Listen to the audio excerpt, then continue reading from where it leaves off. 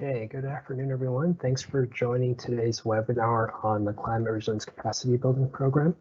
My name is Ronak Patel. I work at the Municipal Climate Change Action Center as a program lead. I'm going to be going through today's information session. A little bit of housekeeping as we get going. You're seeing a stream of this presentation through Microsoft Teams. That means your mics and your cameras are turned off. If you do have a question or a comment, you can leave it in the Q&A chat box. I did just drop a comment in there myself, so hopefully you can see that and that'll direct your attention towards the comment space. So feel free to use that as we go forward. We're also recording today's session, so all folks that did register for the event will receive a link to the recording. It'll be up on the Action Center's YouTube page.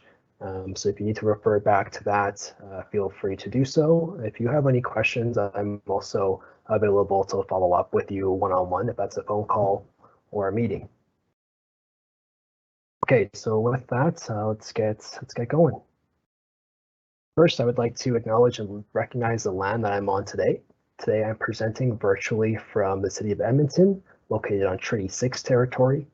The lands on which Edmonton sits and the North Saskatchewan River that run through it have been the site of natural abundance, ceremony and culture, travel and rest, relationship building, making, and trading for Indigenous people since time immemorial.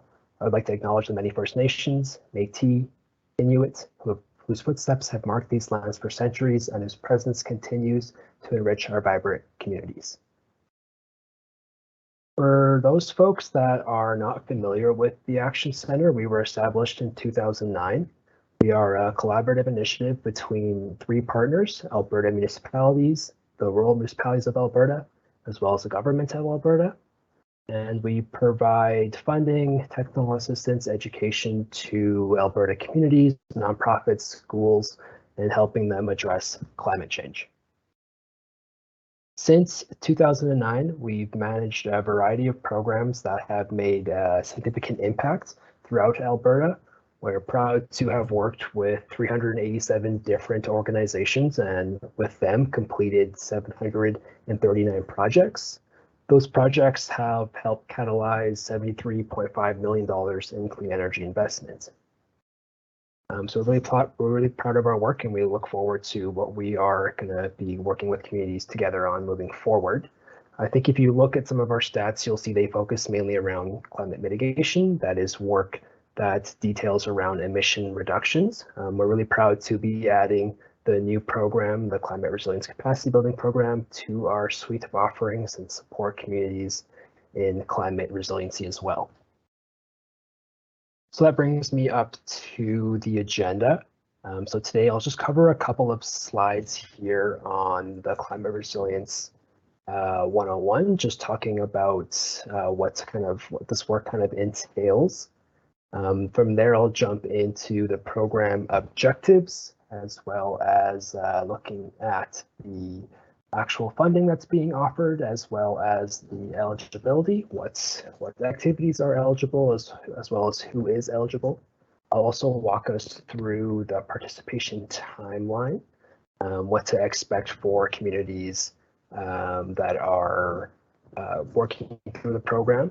And then towards the end, I'll also discuss some tools and resources. And then, like I mentioned, there's the Q&A box. If you can use that box to submit some questions, that would be great. I'll address them towards the end, but feel free to use that space as we go.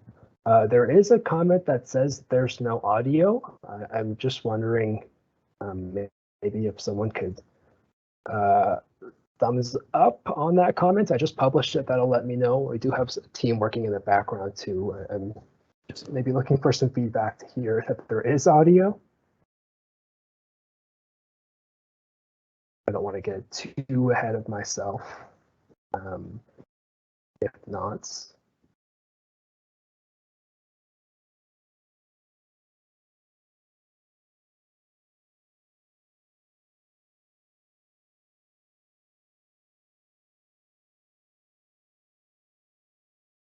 all right, I'm getting some feedback from other folks that say audio is good, so thanks, folks. Hopefully, if you're having problems, you can refresh. But thanks to all the comments that say it sounds good. Okay, so we'll continue on. First, I'll just start, like I mentioned, with some climate resilience 101. So we know that the Earth's climate is changing. Some of these changes are due to natural variations that have been taking place for millions of years, but increasingly so, human activities that release heat-trapping gases into the atmosphere are warming the planet at an accelerated rate. So there have been significant commitments, significant innovations, significant actions on reducing greenhouse gas emissions, but currently not enough is being done. And we know that some degree of climate change is unavoidable, and we're already seeing the significant impacts, whether they be economic, social, or environmental. So that brings us to the concept of climate resilience. We can kind of define it as the capability to anticipate, prepare for, respond to, and recover from the threats of climate change. We want to aim towards increasing climate resiliency as it can help minimize the economy and, of course, the environment. I did just want to share some impacts from climate change. Certainly this list is not exhaustive, but these are just some more primary physical or biophysical impacts. We know that climate touches all aspects of our lives, but just some to kind of keep in mind, perhaps for this work as well. We'll start with permafrost thawing, especially as that impacts northern areas and northern infrastructure. We're worried about warming and prolonged droughts, which can also make forests more susceptible to fires and insect infestations. We're worried about increased drying. Reduced snowpacks, shrinking glaciers can lead to water shortages that can impact agriculture, human uses of water, or other uses of water as well. We're worried about the increased frequency of heat waves and smog episodes. Obviously, those have impacts on human health, especially in urban centers where we know that the heat island effect can amplify those events. We're also worried, I think this is probably at the top of folks' minds, but we're worried about both the increased severity and the increased frequency of some extreme weather events and the natural hazards that come along with it. I think flooding obviously is something that we see a lot of, or have seen a lot of, especially last year. That, of course, has various economic impacts, impacts to infrastructure, impacts to the health and well-being of folks. For some areas, we're worried about the damage to habitats. We're worried about the damage to species, especially those that are more vulnerable. Of course, economic impacts, as well as for some communities, climate change can impact traditional ways of life or quality of life. So we know that climate resilience strategies are needed to help reduce the harmful impacts of climate change, and that can allow communities like yours to thrive in the face of climate change. When we look at this kind of work, there's kind of two ways to maybe frame it. There's more proactive actions, adjustments of policies, having plans in place, acting based on the expected changes of climate or the anticipated impact. Then there's also the more reactive side. So this is actions that occur maybe in response to climate impacts. Emergency management maybe comes at the top of the mind here. Both are certainly important, but in most circumstances, those more anticipatory or proactive actions can help in reducing lower long-term costs and be a bit more effective in terms of response for local governments. So that brings us to the Climate Resilience Capacity Building Program. Oh, sorry, got a little ahead of myself. This is the Climate Resilience Capacity Building Program. I'll cover how the program works from a high level, and then we'll look at the timeline for participation. So this program is intended to help Alberta municipalities and Indigenous communities to better understand, cope, manage, and adjust to changing climate conditions. We're looking to broaden climate resilience literacy, help assess vulnerabilities due to climate change. We're looking to help build climate resilience plans and overall help communities progress on risk reduction strategies. This program does offer 3 different streams of funding. stream has its own objective, its own specific participation criteria. I'll dive into those details a little bit further on in the presentation, but I just wanted to outline the purpose of the stream below.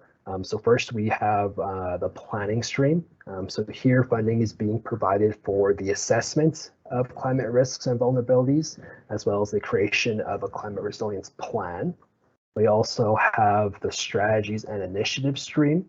Funding here is being provided for research or the assessment or the feasibility of various climate resilience and adaptation measures that are perhaps within your plan already.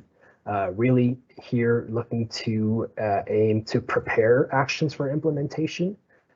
Funding is not being projects, but if you need something that can bridge that gap between your plan and actually implementing action, funding is available in this stream. And then third, we have the Indigenous climate resilience stream. So here funding is being provided specifically to Indigenous communities in Alberta for projects that increase community capacity on climate resilience. The stream recognizes the unique impacts, the unique needs and perspectives of Indigenous peoples, and will include the use, and that includes the use of Indigenous and or traditional ecological knowledge. Funding for each of the streams is the same. We'll provide funding covering up to 100% of pre-GST capacity building services to a maximum funding cap of $80,000 per project per community. So all project types in all three streams are subject to the same maximum funding cap. I also know that some communities may want to form partnerships or perhaps have a larger umbrella organization that they work with, and that might be a better way to receive funding.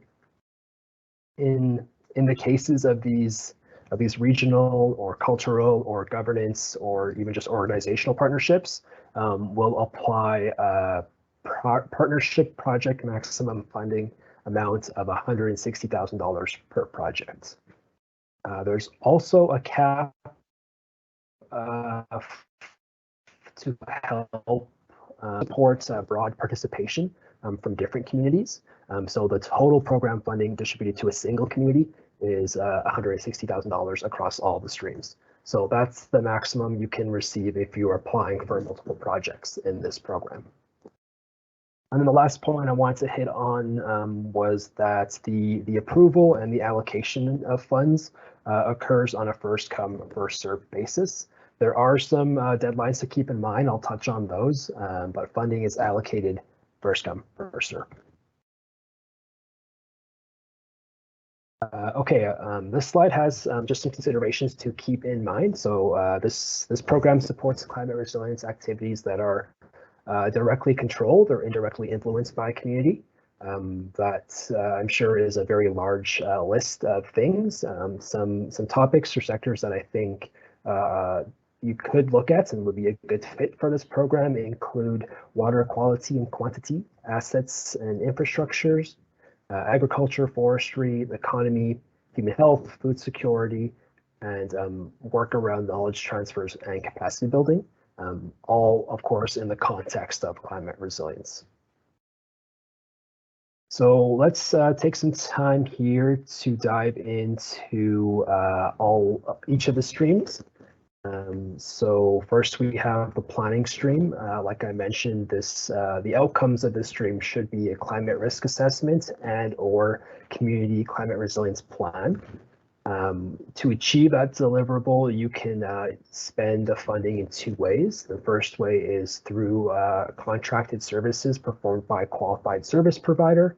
So if you would like, you can, I guess, bring someone external to do this work for you.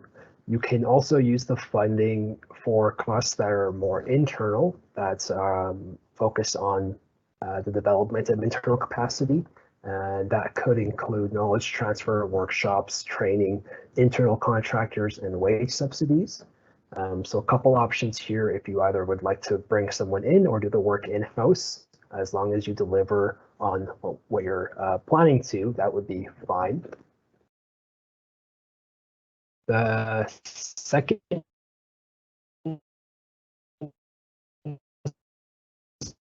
stream, the deliverables here instead are feasibility studies, engineering, feasibility assessments, engineering studies, or research reports, anything that really can advance your community climate adaptation and resilience plan. So again, you can bring someone external in to do some work through a contract, or you can do it in-house, and that could include knowledge transfers, workshops, training, internal contractors, and wage subsidies. Okay, and then the third stream, the Indigenous climate resilience stream, we recognize the significant importance of generational and traditional Indigenous knowledges in relation to climate change and community resiliency. So if you have a community project that focuses on the unique needs of Indigenous people and perhaps a perspective or some impacts that maybe aren't addressed or captured through the other streams, this would be the option for that project. Your project should, at some level, investigate climate risk, resiliency, and adaptation, but I'm happy to kind of work with you and figure out the scoping that's most appropriate for your community. The eligible costs look very similar to the other streams. You can bring in a contractor to do that work. You can do the work in-house, again, through knowledge transfers, workshops, training, contractors, wage subsidies, and honorariums. And then something that's a little bit different is that we are also providing funding for administrative costs that are incurred through delivery of your projects up to 15% of the value of the non-admin costs. So if you applied for the maximum $80,000, you could claim $12,000 of it for admin costs. So that's how the eligible costs work. There's been some questions already around what is eligible, so maybe I'll cover what's not eligible. Things that would not be approved are funding for infrastructure or capital projects, equipment and facility costs, travel, accommodation and meal costs, land restoration or land reclamation, lobbying or advocacy, capital acquisitions, or regular operating costs are all not eligible. As you can imagine, we're also going to be looking at projects as they come in, and we'll reserve the right to deem other costs ineligible if we decide it's not a good fit for the program. So who can apply? The following communities are eligible to participate in the Climate Resilience Capacity Building Program. Municipalities can participate, those that are designated within the province of Alberta. There are 4 different definitions, I believe, under the Municipal Government Act, so you can have a look there if you're not sure. First Nations that are outlined in Treaty 8, Treaty 7, and Treaty 6, which are located within the province of Alberta. Assini-Wichi-Winawak Nation, tribal councils, regional councils, confederacies, or treaty orgs that represent an affiliation of First Nations. Métis settlements, which are established by the Métis Settlements Act. Métis Settlements General Council, which represents an affiliation of Métis settlements. Métis Nation of Alberta, which could include regions or locales, as well as self-governing Métis nations or communities, and non-status Indigenous nations or communities. So all community types can apply for funding in the planning stream or strategies and initiative stream. Those first 2 streams are open to any of the eligible participants. And then only Indigenous communities can apply to the Indigenous climate resilience stream. So hopefully that's clear. Okay, so that's how the program, I guess, is structured. Maybe I'll walk us through the participation timeline now. So step 1 is really just to review the program guidebook and documentation. This information session is certainly a good first step. I'll always point folks back to the program guidebook, as that has all the program details written down there. If you do have any questions, you can always get in touch with the Action Center. We're here to answer any of your questions. But that really is the first step, is to understand what the program is offering. From there is step 2, which is submitting an expression of interest. So if your community is eligible and interested, I would invite you to come submit an online expression of interest. The expression of interest shares some high-level information about the community as well as its need for support. This is up on our webpage, so you can have a look, but you'll see that there's a couple questions that ask you to outline challenges that you're facing. Excuse me. I'll ask you to outline the challenges that you're facing, how the participation in the program will help you overcome those challenges. We'll ask you to gauge your current level of internal capacity, and we'll also ask you to flag what stream of activity you're applying for. So either the planning stream, strategies and initiatives, or Indigenous climate planning streams. So once you submit your EOI, the Action Center will follow up with you. We'll look to just kind of confirm the contact information, the eligibility. We'll try and discuss the needs with you. If you maybe aren't sure exactly what to apply for, we can answer questions and really, or I guess generally, prepare your community for the formal application stage, which is step 3. So again, following your EOI submission and the follow-up discussion, we would invite you to complete the program application. The application form is actually up on our program's webpage, so you can have a look at that anytime you want. But it's going to ask for various details, which include some contact info for the community. It's going to ask for some details around the project itself. What's the objective? What's the intent? Hopefully expanding on the answers in your EOI form, in your expressions of interest form. It's going to ask for some details around the project plan, including timelines. When is the project starting? When will it be completed by? And what are the final deliverables that are being created? We'll ask for a detailed budget. So how are you spending the dollars, including the amounts that you're asking for funding? If you're using a contractor, it'll ask for details for that. If you are collaborating with other communities, we'll also ask for those details. Both of those sections are only if that's relevant to your project. We will also ask for details around project closure documentation. So we just want to clarify what will be submitted at the end of the project, and we can kind of agree upon that in the application stage. I'll touch on that a little bit later as well. And then the last thing that we're looking for is sign off from an approved representative. Because we have quite a list of different communities that are eligible for funding. This will look different from community to community, but we're just looking for someone who's authorized to sign off on that project. And the guidebook has a couple of examples for folks there. Okay. So applications will be received, reviewed, and approved until March 31st, 2023. So that's an important deadline, the application deadline of March 31st, 2023. Or if we do allocate the funding ahead of that deadline, whichever one comes first, that'll be the deadline. All projects must be completed by March 31st, 2024. I guess just to highlight a couple of factors that go into the project approval. We reserve the right to approve applications based on an assessment of your community's need for this kind of support. If you already have, for example, if you have a resiliency plan already, you probably won't get your funding to do a new one. Obviously, if you have an older one or it needs refreshing, that's a different situation. But if you're applying for funding just for funding's sake, that might be an issue. And then the main thing really is to make sure that your application package is complete. Just to go back for a second, I'll encourage communities to discuss your application with us prior to actually submitting a final version, just to make sure that when we get to the approval stage, everything is kind of as we expect it to go smooth as possible. I'll just flag up to this point, your funding is not being allocated to you. That only happens at step 5. So once you have a successful application, you'll receive a funding agreement, and at that point, upon signing your funding agreement, funding is considered allocated.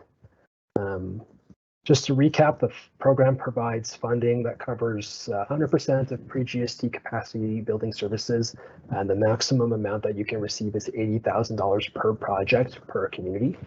If you have a complex project you're working on, You can definitely do a project that's worth more than $80,000, but the Action Center's contribution will be no more than the funding cap. So if you need to match funds, that's fine on our end. If you need to stack funding with other programs, we don't have any stipulations, just that you let us know in the actual program application if you're receiving funding or spending dollars from somewhere else. But yes, if your application is successful, we'll issue a funding agreement. All project work, including the submission of all relevant project completion documentation, as well as the project timeline, are outlined in the funding agreement. So this will kind of be the defining document for the grant. And then once that funding agreement is signed by both the community and then on our end, that funding is considered allocated and reserved in our queue. We're also offering the first payments to be released to the community when the funding agreement is signed. So ahead of your project actually starting, you can receive up to 75% of the total funding amount. The final payment will be delivered after you complete the project and we receive all the project completion documents and requirements. So yeah, I do hope that 75% is of value to communities. But step 6 is really on the community's end. So if you are successful, the step is really just up to you to finish the project. And then to achieve project completion status, you do have to provide a couple of things back into us. The first is a signed project completion statement. We'll provide this to you, but basically we're looking for a short description and as well as some quotes from community leaders about the project. We'll also look for copies of the final deliverables. So if that's risk assessments, if that's your community plan, if that's a feasibility study, what have you, those should all be submitted as well. We'll also look for evidence of some sort of public engagement, whether you're sharing how you got funding from the program or if you're sharing the completion of your project and what that means for your community. Either would be great, but so we'd love to see that, as well as high quality images. If you have any engagement sessions, we'd love to see that as well. And then we'll also ask for a completion of a program evaluation survey. Again, we'll provide this for you and you'll be required to complete it ahead of receiving the final payments. Just to pause quickly here on that topic, I know that some communities may have a different perspective on knowledge transfer, on confidentiality. So if you do wish to keep portions of your deliverables confident, we can arrange for alternative deliverables to be supplied, and we would do this back in the application phase. So if it's a non-confidential version of a report, we can figure that out in the application page. So we will agree to that before we sign on. All right, and yeah, again, I'll just note one more time that all projects must be completed on or before March 31st in 2024. And like I alluded to, once you receive project completion status, you'll receive your second payment, which is the balance of 25% of the remaining funding. So that's how the program works. And how your committee would move through the steps. We do have some tools and resources ready for communities to use, so I'll also touch on those. First, we have the self-assessment tool. You can find this up on our program's webpage. You can download the spreadsheet resource. Basically, this tool is to help communities assess that internal capacity on climate resilience. We're looking here to help you gauge that in a numerical sense, as well as perhaps provide some insight into what opportunities or what streams that are being offered through a program are best suited for your needs. So I just grabbed some screenshots. Again, you don't need to look too detailed at this. It's up on the webpage if you're interested. But the tool can gauge your general state of readiness.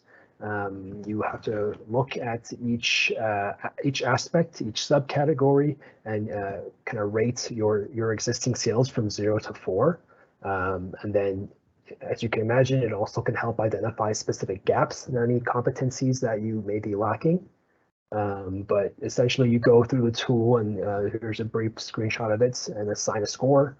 And then at the end, it'll total up your score, and that can help kind of gauge your general state of readiness. And again, it'll help guide you to what program supports are best suited for your needs. This tool is also connected to some of the initial questions that are asked in the expression of interest form. So if you are struggling to kind of answer those questions, I'd recommend having a look to the assessment tool prior to submitting your expression of interest and connecting the answers that you get. That would be great to see. Okay, so I've also said that communities can decide to solicit the services of a contractor. If you are doing so, we would recommend that you get a couple of quotes from service providers. As you know, contractors are generally pretty open about what supports they offer, what services they supply, and this can getting a couple of quotes can help you kind of define your scope of work to best support what you need. I also know that procuring a contractor can be a barrier. It can be timely, it can be costly. If you don't have capacity for what you're looking for, that can be an issue too. So the Action Center has conducted a request for qualifications procurement process to identify pre-qualified contractors that we have gauged to have the skills and experience to provide the services in this program. So you're free to use you can use a contractor from their pre-qualified list, or you can use your own contractor. This list is to really help you get started. I will flag that if your community selects a contractor that's not on the list, your application should include some details that describe why you selected this partner. So if that's about your procurement process, or if that's just about your experience or history with that contractor, that would be fine. Just something that speaks to the qualifications of that selected contractor. If you select a pre-qualified contractor, that documentation is not required for program applications. I'll just kind of review the 9 folks that we have. So we have AECOM Canada, and Randy is the main contact for AECOM. We have All One Sky Foundation in partnership with Climate West Associate Engineering, ESSA Technologies, and you can contact Jeff. He's the primary contact at All One Sky. We have ICLEI Canada, and Ewa is the main contact for ICLEI. You can get in touch with her if you're interested in their work. We have Kerwood Liddell Associates, and Dirk is the primary contact for KWL. We have Morrison Hirschfield in partnership with Nautil Corp Consulting and Shared Value Solutions. And Chad is the primary contact at Morrison Hirschfield. We have Quest in partnership with the Center for Indigenous Environmental Resources, and Eric Timmons is the contact over at Quest. We also have Stantec Consulting, and Tanya is the contact for Stantec. Urban Systems, where Megan is the primary contact. And we have WSP, where Elise is the main contact for the work that they offer. So I did include all of our contact info, but you don't have to write that all down. We do have all of that information up on our webpage in a PDF. You can also see a general description of the different supports that they offer, examples of other projects that might be relevant to what your community might want to do. There's descriptions of different processes and approaches. So I definitely would recommend having a look there, and also getting in touch with the organizations that interest you to learn more about what they offer. And I also wanted to flag that we'll have some more supports coming soon. A portion of this program is dedicated towards offering education opportunities, so you can stay in touch with the Action Center as we'll offer that to communities. You can also visit our Learning Center up on our website, where we have a library of resources which we're always adding to. And we'll also be looking to host a community of practice, as well as promote project showcases for the participants that are going through the funding streams. I did want to flag one of the education supports that we've already published, I guess. So this is the Climate Resilience Express Planning Guide. It was developed in partnership with All One Sky Foundation. And this Climate Resilience Express really is a flexible approach to climate adaptation planning.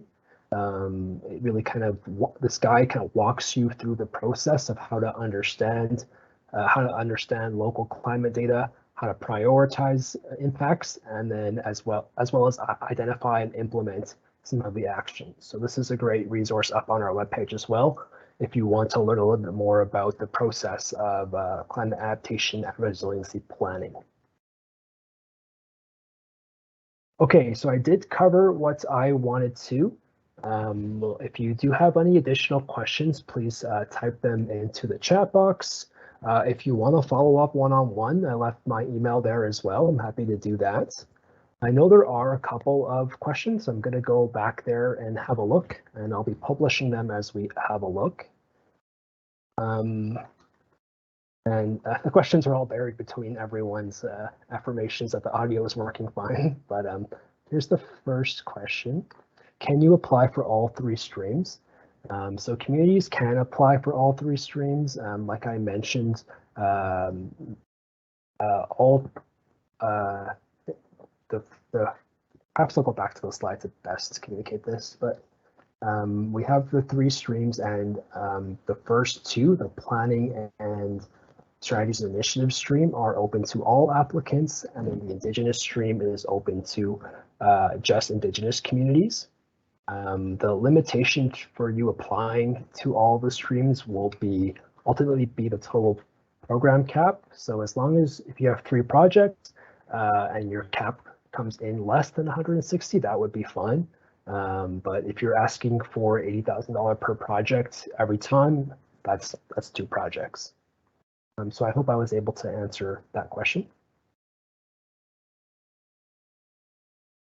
A similar question here. Do Indigenous communities have only access to the 3rd funding stream, or also the other 2? So again, Indigenous streams can access funding for all 3 streams. I guess the purpose for the Indigenous stream really is to provide flexibility in the types of projects that we're looking to fund. There's a couple questions here. Under the planning stream, can you confirm that a community would be eligible for funding to only do capacity building, such as workshops, trainings, etc., or are those costs only eligible as part of a community planning process? So you can specify what you want funding for, whether that be a specific workshops, trainings, or part of the planning process. The ultimate thing that we'll be looking for is the deliverable. So if you are producing a risk assessment and or a resiliency plan, as long as you can justify the what you're using that funding for to get to those deliverables, that's the type of actions that we would consider. I see. I think maybe a follow-up question to that. The guidebook says that a community plan must be produced. Should we interpret that broadly as meaning a community-wide climate adaptation plan as defined in the Climate Resiliency Express planning guide, or could a community receive funding to develop a climate resilience or adaptation plan for a small scope? For example, focused on corporate assets or services, or focused on a specific asset class or service area, such as recreation or housing or transportation or buildings, or focused on a specific sector within the community, for example, public health, food security, and ecosystems. So we definitely look to support projects that looked at the community-wide level. But if you can show justification for a specific scope, a specific topic, or a specific sector area, we can consider those projects. I think the main thing would be tying your level of capacity to the need to focus on that. So I guess to answer the question, yes, as long as there is a justification.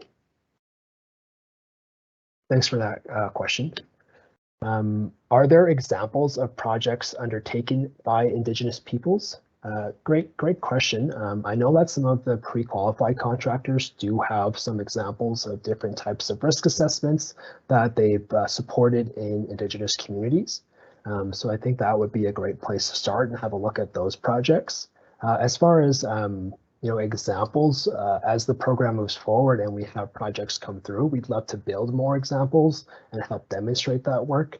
I think at this point, we're perhaps not sure about what's already out there in that space, but we'd love to help communicate that for everyone else too. So thanks for that question. What about the costs of travel, accommodation, and the food while traveling to local sites? Are those ineligible as well? Yeah, so these costs would be considered ineligible if you do have a specific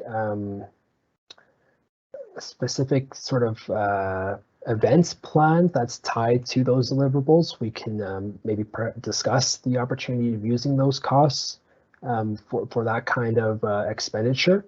But I guess without knowing too much about the intents behind that, we would say no to those types of costs. Again, if you can demonstrate a linkage, we'll consider those.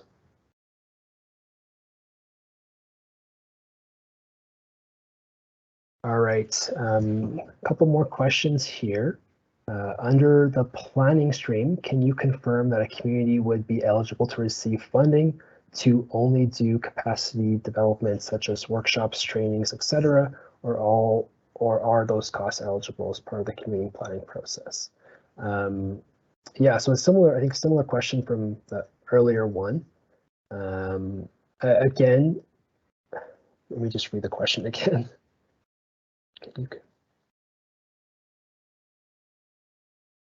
Yeah, I guess if you can specify the difference in those costs, I guess I read them as kind of the same thing. Costs eligible only capacity building workshops. I think maybe what I'm reading in your question, Jeff, is costs that maybe aren't related to the direct development of a plan. I guess I would say that would depend from project to project. And when we look at the application, we'll look at the budgets and see how those costs are being allocated. So I hope that answers the question in combination with the earlier one.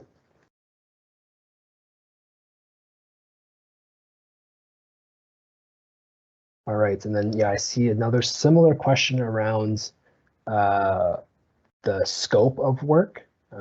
So again, we would definitely want to focus on community-wide plans, but if you do have a specific sector or a specific topic you want to work on, we can look at funding that if there's a justification between building capacity and completing that work. All right, so a couple more questions here. Would cleaning water from our sewage lagoon before we drain it into the river be eligible for funding? This would help improve water quality downstream during a drought. Great question. That sounds like a great project. Unfortunately, this program would not fund something like that. We're focused mainly on capacity building, and I think we would kind of qualify this as a capital expenditure or an infrastructure project. So unfortunately, this kind of project would not be eligible. Under the strategies and initiative stream, can a community apply for funds to implement actions identified in the existing plan? For example, to develop an education program or design an incentive program or develop and update local policy or bylaw, community survey or engagement process, or development indicators or targets, or a monitoring framework to track local resilience. Again, I think some of these actions would be eligible as long as there's kind of that tie to advancing plans. We would try to focus mainly on, like I mentioned, studies or assessments on projects. But if you do have an idea that's focused on kind of the soft adaptations or kind of improving your plan, we can definitely look into those as well.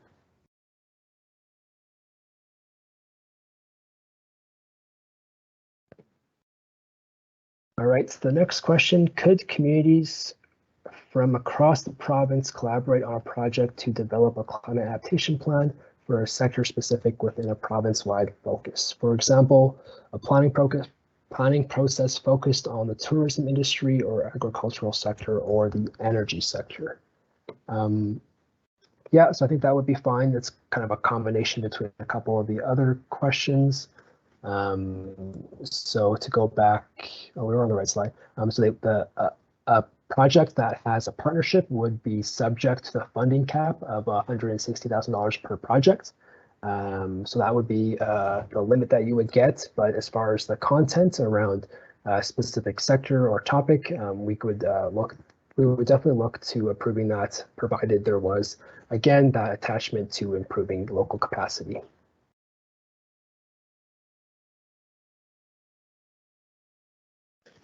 All right. A comment here. Notice that on the slide with deadlines, you had March 21st. Yeah, sorry, that was a typo. It should be March 31st, 2024 for the deadline for project completions. So thanks for catching us on that. Again, March 31st, 2024 for project completions.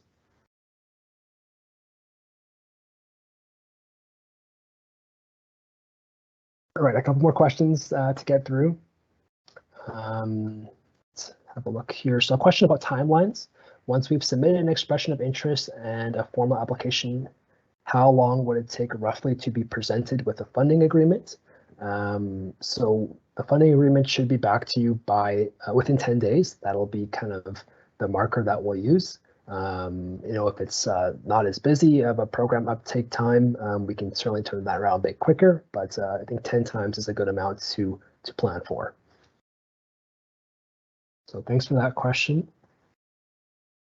So funding is, so here's the next question. Funding is up to $8,000. Can this cover 100% of eligible project costs? Yeah, it can.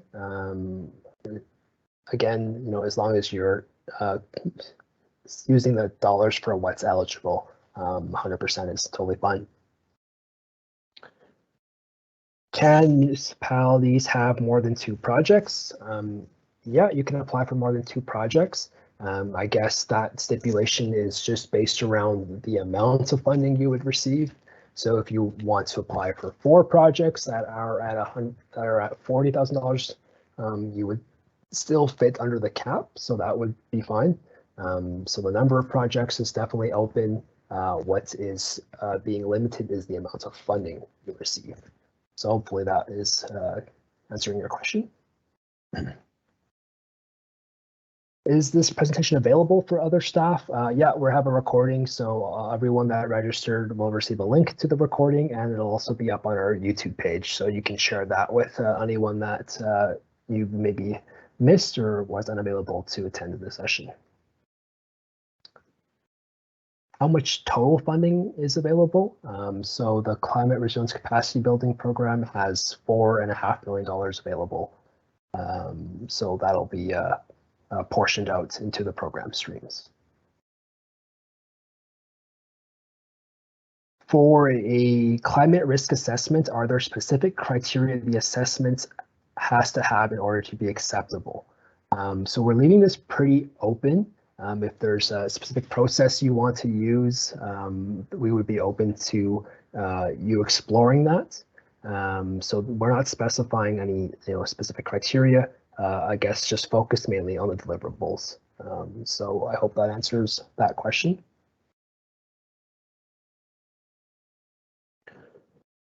The next question, can you use funding to support an existing project? For example, when updating a utility master plan or emergency management plan, can we use funding to expand the scope of these projects to include climate resilience adaptation to the recommendations? This is a great question. We would definitely be open to this idea. If you're working on some overarching plan or other plans, we would support your project. We would just ask that you maybe break out the scope and help us identify how the funding is being used specifically for the deliverables in our program. And then if you're going to incorporate them elsewhere, just an explanation of how that's going to be done. But definitely, yes, this would be appropriate in our program.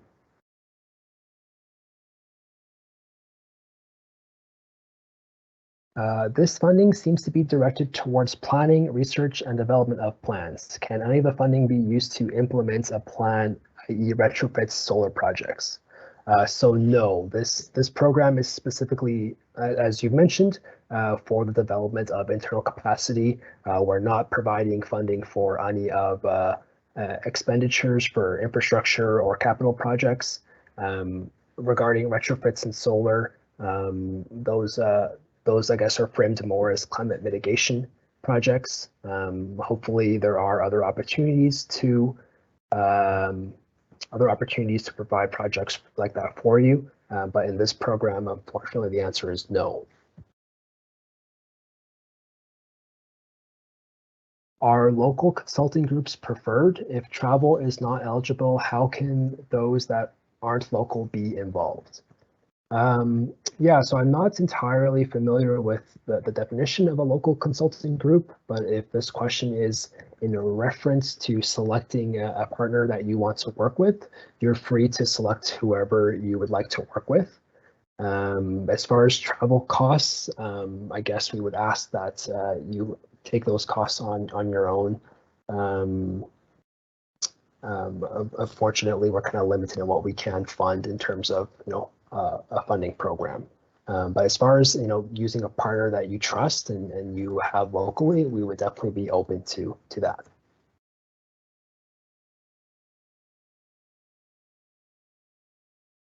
Okay, can MCCAC help connect municipalities that would like to collaborate with others? Yeah, certainly, like I mentioned, we were hoping to run some more supports that include networking. I think a big portion of that for us is the idea of hosting a community of practice. So perhaps that would be a venue to help you collaborate. We won't, I guess, formally be kind of facilitating those project collaboration opportunities. But if you have some ideas of what you will want support with, you can definitely get in touch and we can help you out as much as possible.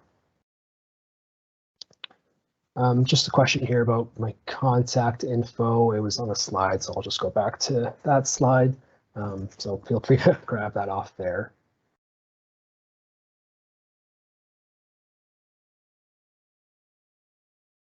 All right. Would this program support the creation of a natural asset management and valuation plan, i.e. a plan that would in turn support climate resilience?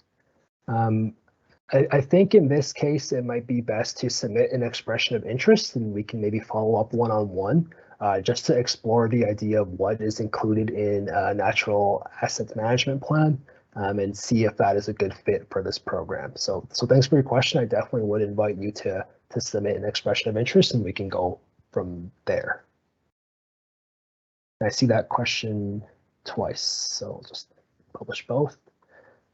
If we are looking to a food growing project to reclaim land and build capacity, is this something that could fit?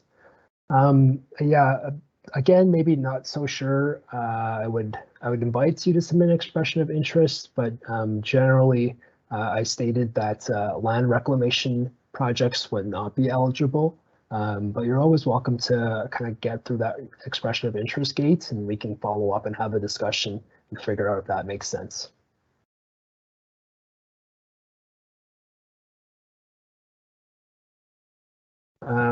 Can a project be commenced prior to a grant being awarded? This is a really great question.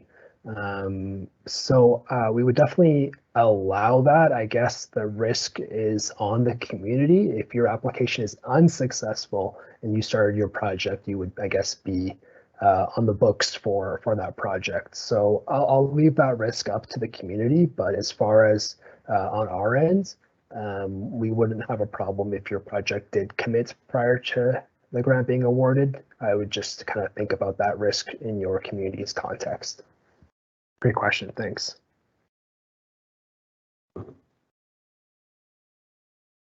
All right, can you give some more examples of capacity building projects to help with brainstorming? I think if you have some questions, maybe best to follow up directly. Generally, I guess we view capacity building as in the context of this program as something that can help you understand climate risks. So if that helps at all, I hope that can spur some ideas. But again, here's my contact info, my email. Get in touch and maybe we can talk about some project ideas. Okay, a couple more questions still here. Are travel food costs as directly related to workshops eligible events still considered ineligible? I would say yes. I guess for workshop events, we would maybe consider more of the other costs as eligible. But again, we can detail this out in a program application. So we'll look at that from a project to project base for workshops.